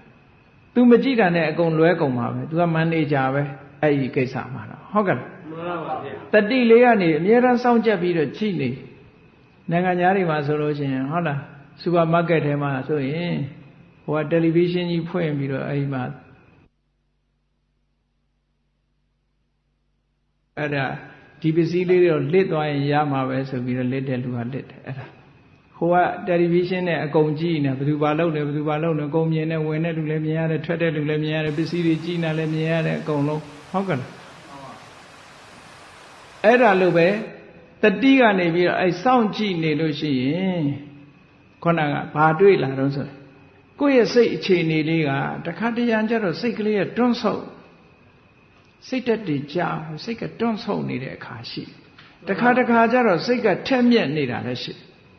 ဒါကိုယ်စိတ်အခြေအနေကိုယ့်ကိုသိတယ်တခါတလေကျတော့ဟုတ်လားအတ္တတရောဖြစ်တယ်တခါလေကျတော့သိစိတ်မပါဟောအဲ့ဒီလိုအခြေအနေလေးကိုသိလို့ရှိရင်စိတ်မပါဘူးဆိုတဲ့အခြေအနေလေးစိတ်ဓာတ်လေးတွေယောနေပြီဆိုလို့ရှိရင်ဘာလို့ရမလို့ဆိုရင်ခုနကဓမ္မဝိဇ္ဇာရဲ့ဝီရိယရဲ့ပိဋိရဲ့ဆိုတာအဲ့ဒါလေးနဲ့အားဖြည့်ပေးလိုက်ရမယ်တဲ့မှန်ပါပါဗျာ emotion လေးတွေထည့်ပေးလိုက်ရမယ်ထည့်ပေးတဲ့အခါစိတ်ကလေးကတက်ကြွလာဟာအဲ့ဒီအချိန်မှာသွားပြီးတော့ဟိုပတ္တတိတို့တမာတိတို့ဥပိ္ပခာတို့သွားပွားလိုက်လို့ရှိရင်မြုပ်ကြသွားပြီးရောမရတော့ဟုတ်လားနှိမ့်ကြနေတဲ့စိတ်ကိုအဲ့ဓာတွေထပ်ပွားလိုက်လို့ရှိရင်အိပ်ပျော်သွားပြီးဘာမှထွက်လာတော့မှမဟုတ်တော့အဲ့ဒါကြောင့်မို့လို့တန်ရုပ်ထဲကအခိတုတ်မှာဥပမာပေးထားတာမီးများလိုပဲလျှော့တဲ့အခါလျှော့ထိုးတဲ့အခါထည့်တဲ့အခါထည့်ရွှေဖုတ်တယ်လို့ပဲအေးစိတ်ဓာတ်သိမ့်နှိမ့်ကြနေတဲ့အချိန်မှာဆိုလို့ရှိရင်ဓမ္မဝိဇ္ဇာဝီရိယပိဋိဆိုတဲ့အဲ့ဒီသုံးခုကိုပွားပေးပါတဲ့ balance ဖြစ်လာအဲ့ဒီအချိန်မှာတဲ့ပတ္တတိတို့တမာတိတို့ဥပိ္ပခာတို့ကိုလျှော့ချပေးလိုက်ပါတဲ့ဟော balance ဖြစ်အောင်လျှော့ပေးလိုက်မပွားရဘူးအဲ့ဒီအချိန်မှာမပွားရဘူးသူတို့တိုးအောင်မလုပ်ရဘူးလို့ဆိုလို့ပွားတယ်ဆိုတာတိုးအောင်လုပ်တာကိုပြောတာနော်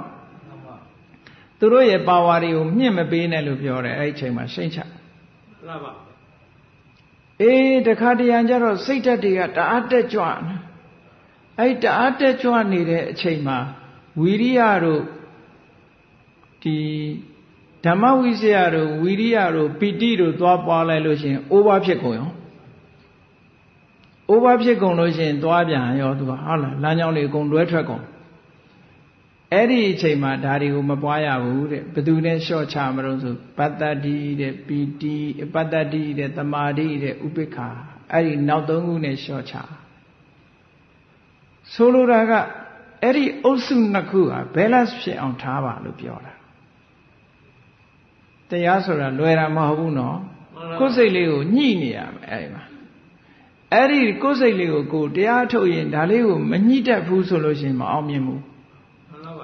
ညှိပေးနေရမယ်ကိုယ်စိတ်ခြေနေကိုယ်အသိဆုံးပဲဒါကိုစိတ်ခြေနေလိုက်အလုံးလုံးဖို့လိုတယ်ကြည်သိနေအောင်တတိအမြဲရှိနေရမယ်လို့ဒီလိုပြောတာအဲ့တော့ဘုဇံ9ပါးပွားဆိုအမြဲတမ်းကြီးအကုန်ပွားရတာမဟုတ်ဘူးလို့သူ့ဟာလေးနဲ့သူ balance ဖြစ်အောင်နှစ်ခုညှိတာဟောလောကမှာတန်တရားဝဆင်းကနေလွတ်သွားတဲ့ပုဂ္ဂိုလ်တိုင်းဟာဟောဒီနိဝရဏတရားတွေကိုဖယ်ရှားတယ်တတိပဒံ၄ပါးပေါ်မှာစိတ်ကိုတည်ဆောက်ထားပြီးတော့ဘုဇင်9ပါးကိုတိုးပေါအောင်လုပ်ခြင်းဖြင့်နိဗ္ဗာန်ကိုမျက်မှောက်ပြုသွားကြတာကြီးပဲတဲ့ဖရာအဆူဆူလည်းဒီလမ်းပဲယဟန္တာတွေလည်းဒီလမ်းပဲပိစိကဗုဒ္ဓတွေလည်းဒီလမ်းပဲဒါကတခုတည်းသောလမ်းကြောင်းပဲလို့ဒီလိုဆိုလိုတယ်နော်အဲ့တော့ဆင်းရဲတွင်းကလွတ်ကင်းကျင်တယ်ဆိုလို့ရှိရင်ရှင်သာရိပုတ္တရာမထေရမြတ်ကတခါတုန်းကဖရာကိုလျှောက်တယ်လောကမှာပွင့်သမျှဖရာတွေထဲမှာဖရာတွေဟာအလုံးတူတူပဲမြတ်စွာဘုရားဟာဒီရှင်းကပွင့်ခဲ့တဲ့ဘုရားတွေရဲ့အည်သွေးခုဂေါရမမြတ်စွာဘုရားအည်သွေးတူတူပဲဆိုတော့မြတ်စွာဘုရားကသာရိပုတ္တရာတဲ့မင်းပြောတာများလာကြီးလားပေါ့မင်းရှေးကဘုရားတွေအကြောင်းကိုအကုန်သိလို့လားတဲ့ပြောတော့ရှင်သာရိပုတ္တရာကမဟုတ်ဘူးဗျာတဲ့တပည့်တော်ဥပမာတစ်ခုနဲ့ရှောက်ပါမယ်တဲ့မြို့ကြီးတစ်မြို့ဟာတိုင်းခတ်ထားတယ်အလုံးခတ်ထားအဲ့ဒီမြို့ကြီးမှာအပေါက်ကလေးတစ်ပေါက်ပဲရှိတယ်တကားပေါက်တစ်ပေါက်တည်းပဲထားတယ်ထားတဲ့အခါကျတော့တဲ့ဒီမြို့ထဲဝင်တဲ့ထွက်တဲ့လူတွေဟာဟောဒီတကားပေါက်တစ်ခုတည်းကဝင်ကြတာတကားပေါက်တစ်ခုတည်းကထွက်တယ်လို့သိရသလိုပဲအကုန်လူတွေကိုမမြင်ပေမဲ့လို့ဒီမြို့ဟာတကားတစ်ပေါက်တည်းရှိသည့်အတွက်ကြောင့်ဝင်သမျှလူတွေထွက်သမျှလူတွေဒီတကားပေါက်ကပဲဝင်လာလို့သိရသလိုတပည့်တော်လည်းနိဗ္ဗာန်လမ်းကြောင်းနိဗ္ဗာန်ကိုသွားတဲ့ပုဂ္ဂိုလ်တွေဟာဒီလမ်းကပဲသွားတယ်လို့ပုဂ္ဂိုလ်တွေမသိပေမဲ့လို့တပည့်တော်သိနိုင်ပါတယ်ဗျာဆိုတဲ့ inference လို့ခေါ်တာပေါ့အနုမာနလို့ခေါ်တယ်အနုမာနဉာဏ်ဆိုတာမှန်းဆပြီးတော့သိတဲ့ဉာဏ်ဒီဉာဏ်ကလည်းအမတန်မှအရေးကြီးတဲ့ဉာဏ်မျိုးပေါ့နော်အဲ့လိုရှင်သာရိပုတ္တရာကလျှောက်ထားဘူးတယ်ဒါလိုပဲနိဗ္ဗာန်တကားဝင်တာလဲဒီတစ်ပေါက်တည်းပဲရှိတယ်ဒီတစ်ပေါက်တည်းဝင်တာရှိလို့ရှင်သာရိပုတ္တရာကခင်းငါဝလူသဲစုမကပွင့်တော်မူကြတဲ့ဘုရားတွေဟာဟောဒီလမ်းကသွားတာအကုန်လုံးဒီလမ်းကြောင်းကဝင်သွားတာတန်တရားဝုကလွတ်ချင်တယ်ဆင်းရဲတွင်းကလွတ်ချင်တယ်ဆိုရင်ဒီလမ်းကြောင်းကပဲရှောက်အောင်မယ်တခြားလမ်းကြောင်းမရှိဘူးတဲ့ဘာဖြစ်လို့လဲဆိုဒီတစ်ပေါက်တည်းရှိတာပြောလို့ရတယ်ပေါ့အကုန်လုံးဒီပုံကိုယ်တွေကိုမမြင်ဘူးပေမဲ့သူပြောနိုင်တယ်ပေါ့ဒီလိုဆိုလိုတာဒါကြောင့်မို့လို့ဆင်းရဲတွင်းကလွတ်ကင်းမြင်ပြီဆိုလို့ရှိရင်ခေါဏကပြောရတဲ့နိဝရဏတရား၅ပါးအတိစိတ်တွေကိုဟုတ်လားပူပန်စေတတ်တယ်စိတ်တွေကိုညှဉ်းနှွမ်းစေတတ်တယ်ပညာယဒုပ္ပလိကရဏအသိပညာတွေကိုအားနဲ့အောင်လုပ်တတ်တယ်ဆိုတဲ့နိဝရဏတရားတွေကိုဖယ်ရှားတတိပဒံ၄ပါးပေါ်မှာစိတ်ဆိုင်ထားပြီးတော့ဘုဇင်9ပါးကိုညီညွတ်မြတ်တောက်အောင်ပွားများအားထုတ်မယ်ဆိုလို့ရှိရင်နိဗ္ဗာန်ကိုဖြောင်းဖြောင်းဝင်တာဟာဒါဆင်းရဲတွင်းကလွတ်မြောက်ခြင်းပဲဖြစ်ပါတယ်တဲ့အဲ့ဒါလို့မှမဟုတ်ဘူးဆိုရင်ဟောဒီဆင်းရဲတွင်းထဲမှာပဲလဲနေအောင်မှာပဲတန်တရားဝကလွတ်တယ်ဆိုတာမဖြစ်နိုင်ဘူးတဲ့နော်မှန်ပါပါဒါကြောင့်မလို့တရားချက်ခင်သူတော်စင်ပြိဿအပေါင်းတို့ဆင်းရဲတွင်းမှာလွတ်ကင်းရေးဆိုတဲ့ဒီဗုဒ္ဓမြတ်စွာရဲ့တခုတည်းသောလမ်းကြောင်းအဲ့ဒီလမ်းကြောင်းအတိုင်းမိမိတို့လောက်ရမယ့်လမ်းတန်တရားဝကလွတ်ချင်ပါတယ်ဆိုရင်ဒီလမ်းကိုမလျှောက်ဘဲဘယ်သူမှမလွတ်ဘူးနော်တန်တရားဝကလွတ်ချင်လို့ရှိရင်ဒီလမ်းကြောင်းကနေရှောက်ရမယ်ဒီအကျင့်တွေကျင့်ရမယ်မလိုအပ်တာတွေဖယ်ရှားရမယ်လိုအပ်တာတွေမိမိတဏ္ဍာမှာမိမိစိတ်ထဲမှာမလိုအပ်တာတွေဖယ်ရှားလိုအပ်တာတွေကိုဖြစ်အောင်ပွားများအထုတ်ခြင်းဖြင့်သာလဲ ဟိုဆင်းရဲတွင်းကလွတ်မြောက်နိုင်တယ်ဆိုတာကိုယ်စီသဘောကျပြီးတော့ဆင်းရဲတွင်းကလွတ်မြောက်အောင်ကျင့်ကြံကြိုးကုပ်အားထုတ်နိုင်ကြပါစေကုန်သတည်း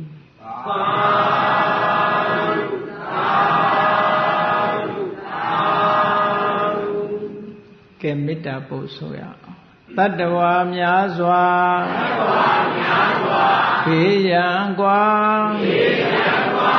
ချမ်းသာကြပါစေတတ္တဝါများစွာဘေးရန်ကွာချမ်းသာကြပါစေမေတ္တာရေချမ်းသွန်ကားဖြံငြိမ်းချမ်းကြပါစေ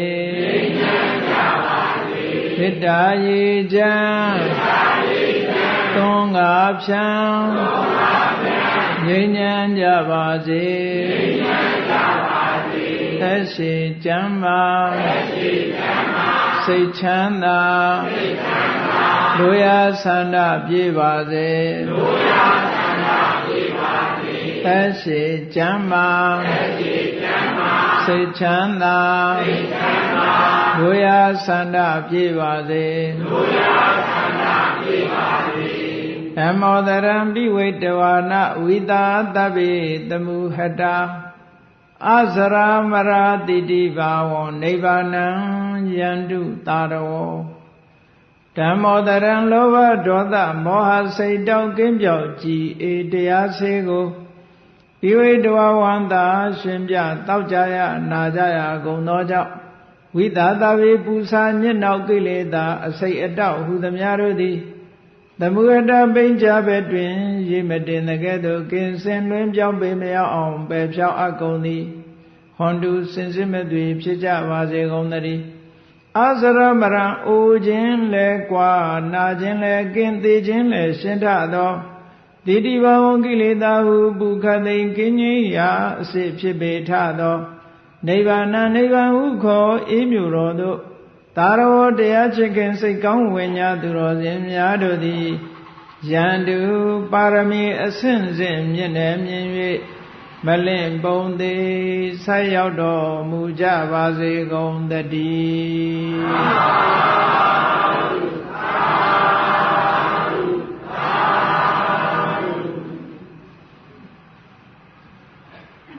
ကဲဟုတ်လား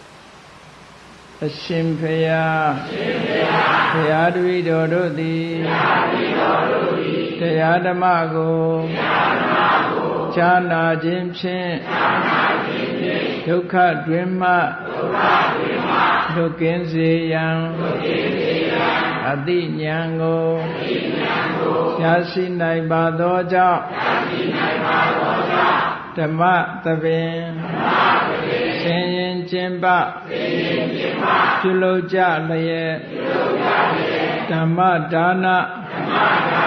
တရားအလှူတော်ကိုပေးလူကြပါကုန်၏